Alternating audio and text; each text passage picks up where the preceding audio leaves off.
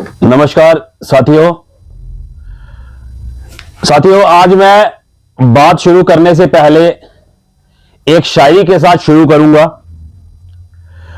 अंधे को जब आंखें मिली तो उसने सबसे पहले वो लाठी फेंकी जिसका उसने पूरी उम्र सहारा लिया था।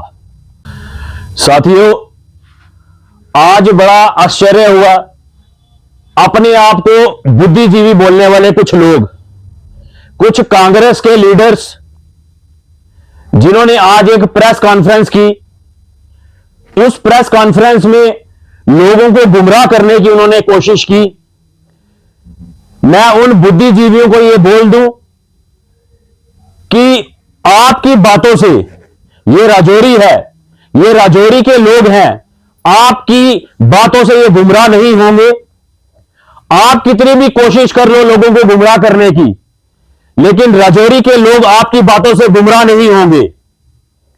आप मुद्दा भटकाने के लिए आप हर दिन एक नया हथकंडा अपनाते हैं। आप डेवलपमेंट नहीं कर रहे हैं, आपका सीडीएफ फंड नहीं लग रहा है, आप उसको गुमराह करने के लिए, मसले को भड़काने के लिए आप मुद्दा भड़का रहे हैं।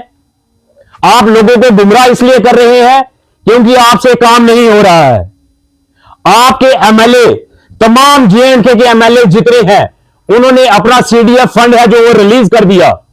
मैं पूछना चाहता हूं राजौरी एमएलए से कि उन्होंने अभी तक अपना सीडीएफ फंड है जो वो क्यों नहीं हिलाया। वो अपना सीडीएफ फंड अपने अंदर दबा के क्यों उन्होंने रखा हुआ है? क्या वो कमीशन का वेट कर रहे हैं कि कोई ऐसा ठेकेदार उनको मिले जिसको वो सीडीएफ बांटे और उसकी कमीशन जो है वो उनको घर पे पहुंचे? मैं आपके माध्यम से मैं तमाम राजौरी वासियों से एक प्रार्थना करता हूं कि इनकी बातों में आप ना बुकनाएं, इनकी बातों में आप ना आए, क्योंकि ये मुद्दा भटका रहे हैं, इनसे काम नहीं हो रहे हैं।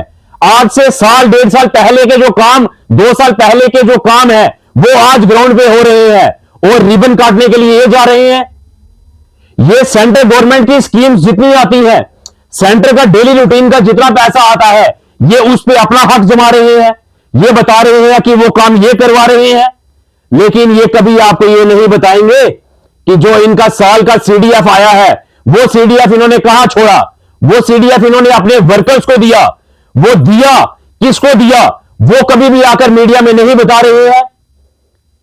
मैं डिस्ट्रिक्ट प्रेसिडेंट कांग्रेस के, मैं अशोक शर्मा जी से भी कहता हूं, अशोक जी, आपको वो दिन याद होने चाहिए जब आप बीजेपी के जो लोग हुआ करते थे उनका सहारा लेकर अपने काम करवाते थे।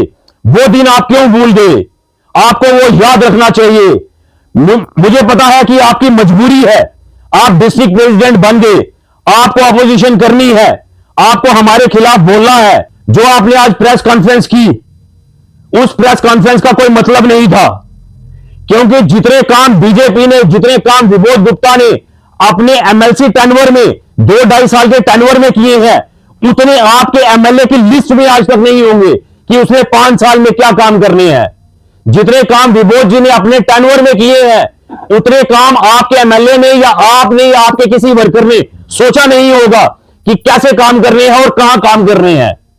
इसलिए आपको भी सोच समझ कर बात करनी चाहिए, आपको भी किसी का सहारा लेकर बात नहीं करनी चाहिए। आप मुझे बताइए, कहां थे आपके एमएलए पिछले 10, 15, 20 साल में? उन्होंने राजौरी क्यों छोड़ दी थी? आज किसी कारणवश वो एमएलए बन गए और आज राजौरी में वो आ गए। क्यों किसी के दुख में वो शामिल नहीं हुए पिछले 10-15 साल में? जब राजौरी के लोगों को उनकी जरूरत थी, वो कहां पर थे? वो दिल्ली में बैठकर लोगों के बंगलों में जाकर चाय पिया करते थे। आज विबोध जी ने जितने भी काम किए, मैं आपको ब्रीफ करके बता सकता हूं, पूरा दिन लग जाएगा कितने काम विबोध जी ने अपने एमएलसी टेन्योर में किए। किसी को दुख हुआ, किसी को कोई मुसीबत हुई, किसी को उनकी जरूरत हुई, विबोध जी 24/7 वो खड़े रहे और हर बंदे के दुख में, किसी के घर कोई मौत होती है, किसी को कोई दुख होता है, विबोध जी हमेशा उसके साथ खड़े रहे। और आज आप बातें कर रहे हैं विबोध जी ने क्या किया। आप कहां थे? आप तो रजौरी में ही रहते थे ना। आप किसके दुख में शामिल हुए आज तक? आप अपना हिसाब दीजिए। आप एमएलए को छोड़िए, आप बड़ी बड़ी बातें आज करते हैं। आज एमएलए की आप बातें करते हैं, आप उसकी सपोर्ट करते हैं। आपकी मजबूरी है, आपको उसकी सपोर्ट करनी है। लेकिन मैं आपको अशोक जी बता दूं, जो आज की प्रेस कॉन्फ्रेंस थी वो लोगों को गुमराह करने के लिए प्रेस कॉन्फ्रेंस थी, कि ताकि जो आपका मुद्दा डेवलपमेंट का है, जो आपके एमएलए बड़ी बड़ी बातें करते हैं, मोहब्बत की दुकान, कहां गई वो मोहब्बत की दुकान? बड़ी बड़ी बातें आप पर्सनल होकर बातें करते हैं। आपकी मजबूरी है, आपको करनी है, लेकिन आपको न्यूट्रल होकर प्रेस कॉन्फ्रेंस करनी चाहिए थी। आपको किसी भी एलिगेशन, आप शहर से बाहर निकलिए, किसी गांव में जाइए, किसी पंचायत में जाइए, किसी वार्ड में जाइए, म्युनिसिपैलिटी के किसी वार्ड में जाइए, तो आपको पता चलेगा विबोध गुप्ता ने अपनी छाप क्या छोड़ी है, विबोध गुप्ता ने क्या काम किए हैं। सैकड़ों की तादाद में ट्रांसफार्मर, सैकड़ों की तादाद में हैंडपंप्स, राजौरी में डेवलपमेंट के काम, राजौरी शहर की टाइलिंग हो, गलियां हो, सड़कें हो, विबोध गुप्ता जी ने बनवाई। और आज आप पूछ रहे हैं कि विबोध गुप्ता जी ने क्या किया? पहले आपको भी पढ़ के आना चाहिए।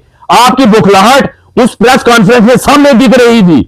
किस तरह आप कंफ्यूज होकर वहां बोल रहे थे, किस तरह आप कॉपी के पन्ने ऊपर और नीचे कर रहे थे। आपको यह भूल गया था कि मुझे एमएलए साहब ने क्या लिख कर दिया और मैंने वहां पर क्या बोलना है। इसलिए आपको सोच समझ कर बात करनी चाहिए। आपको सीडीएफ का हिसाब देना चाहिए। आपको आपके एमएलए का जो पैसा आया है वो उसने कहां लगाया है, वो हिसाब देना चाहिए, ना कि दूसरों पे एलिगेशन लगाने चाहिए कि उन्होंने अपने टेन्योर में क्या काम किया है।